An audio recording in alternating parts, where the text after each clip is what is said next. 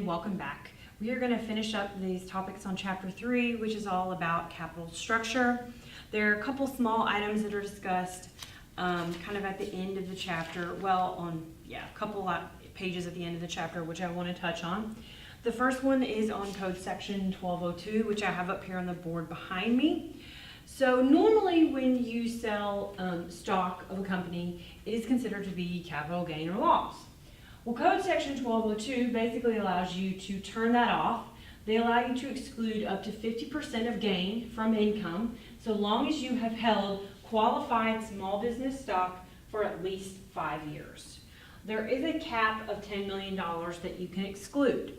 So the next question is, okay, great. What is qualified small business stock? It is basically a company that has aggregate gross receipts of less than or equal to $50 million. So that's how Code Section 1202 works. Let's see. In fact, let me take a look. Let's take a look at Code Section 1202 really quickly. So Code Section 1202, it should be in your book.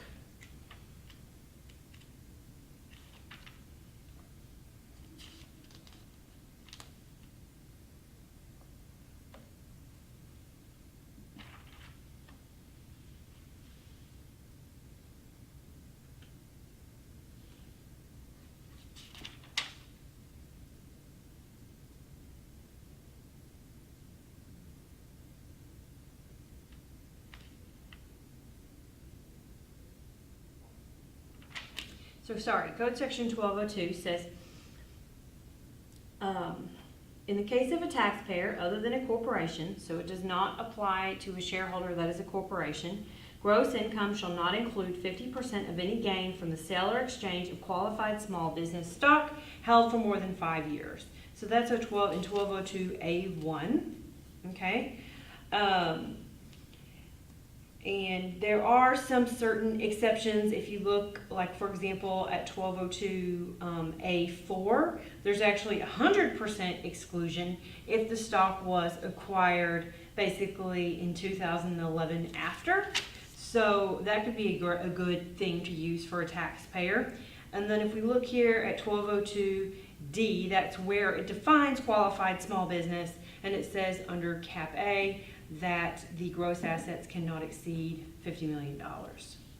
Okay, so now let's take a look at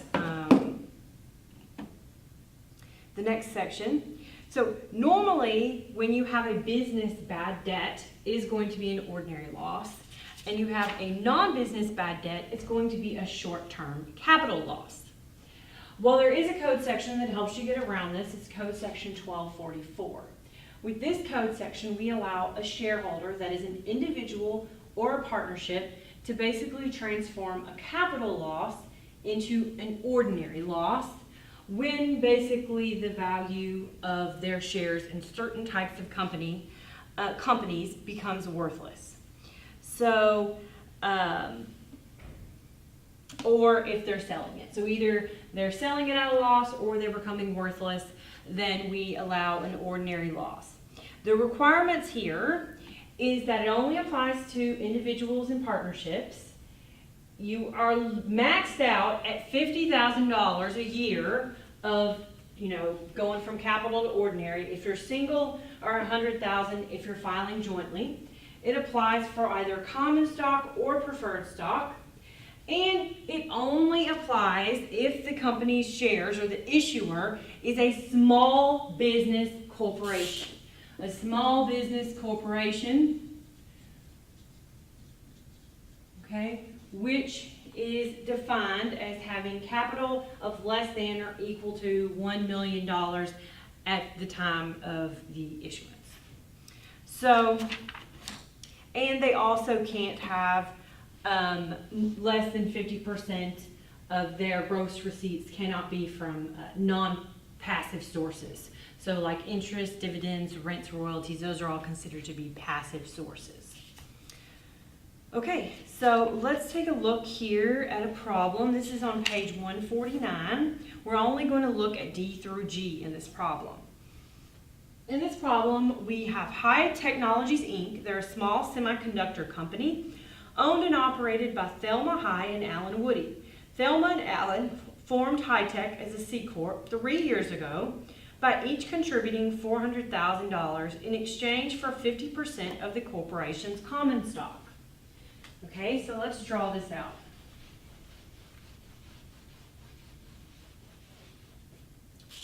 So we have Hi-Tech, we have Thelma, who contributed $400,000, and we have Woody, who contributed $400,000. And it says they're looking to expand their manufacturing facility and they want outside financing. They decided to approach Jennifer Leach about the possibility about her investing $200,000 in Hi-Tech. After investigating the company's position, Jennifer has decided to make the investment. Her objectives are to obtain maximum security while at the same time participate in potential growth. She's also concerned about the rapid change in computer technology and would like to plan for the most favorable tax consequences in the unfortunate event that her investment becomes worthless. Consider to what extent Jennifer will realize her economic and tax goals if in the alternative her investment takes the following forms. So let's look at D. If she receives $200,000 of Hi-Tech common stock and it becomes worthless, will she be able to take advantage of this Code Section 1244 to take her capital loss to an ordinary loss? Well, first of all, assuming she's single, she's only going to be able to transform $50,000 of the loss into ordinary. And it is common shares, so that qualifies. And she is an individual, so that's met. But the big question here is, does this company have capital of less than or equal to $1 million? So both Thelma and Woody have contributed $400,000, so that's $800,000. And now Jennifer will be considering $200,000, so that's $1 million. Now we're right at the $1 million threshold, so we're good. And it is going to be considered to be a small business corporation. So that means her losses, she will be able to transform them from capital to ordinary up to $50,000, and the rest will be considered to be capital. Probably still not an awesome situation, but pretty good. Now, we don't know enough about Hi-Tech's business to know are 50% of their receipts coming from non-passive activities. We do know they're engaged in manufacturing, so probably not. They're probably good. Now let's look at 1E.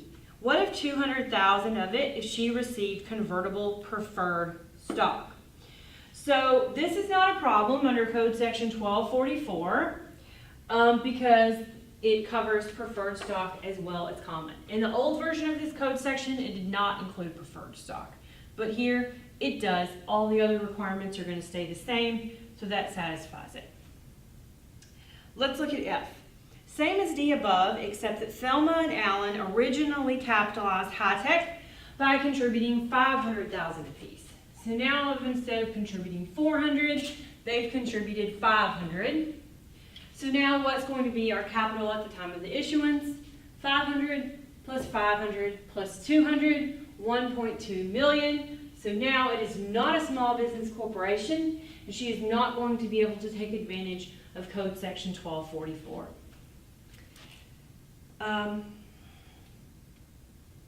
So let's look at G.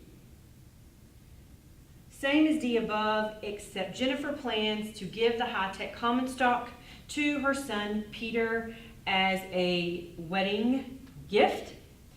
So this actually, it talks about this in the regs. It basically said that this is only available for the original issuees of stock.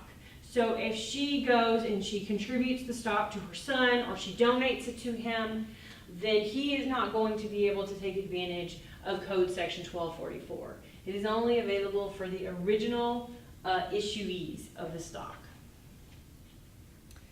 Now let's look at H. Same as D above, except Jennifer and her son Peter will purchase the stock through Locke Associates, a capital partnership. So this would actually be okay because it applies to both individuals and partnerships. So partnerships are pass-through entities. So that means we would, the loss would flow through up to the partners, and each one of them would individually be able to take advantage of the $50,000 limit. So it would be determined separately basically for each partner. So that's pretty much it on chapter 3.